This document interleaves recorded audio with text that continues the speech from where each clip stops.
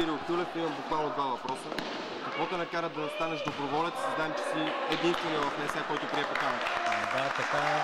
Ами, това, което наистина най-много ме накара, е самия оратор, който дойде да ни агитира за това нещо, Виктор Кирков, знаете го, познаваме го много добре. Той действително много изчерпателно и убедително звучеше, когато сподели не само с мен, с всички колеги, инициативата и проекта. И това наистина ме вдъхнови така най-искрено. И знаех, че по някакъв начин помагам за развитието на хора, които може би са загубили себе си.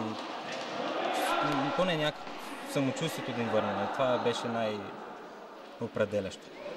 По-трудно ли се работи с такъв тип момчета? Не мога да кажа, че не е по-трудно в никакъв случай, защото ми направи странното впечатление. Не очаквах наистина в началото. Те са наистина много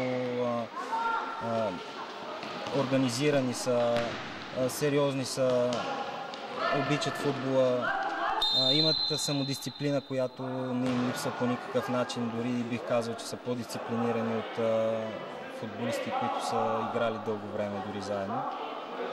И на базата на което имаме и като възможности материално и всичко, смятам, че много добре вървим и аз съм гордея с проекта.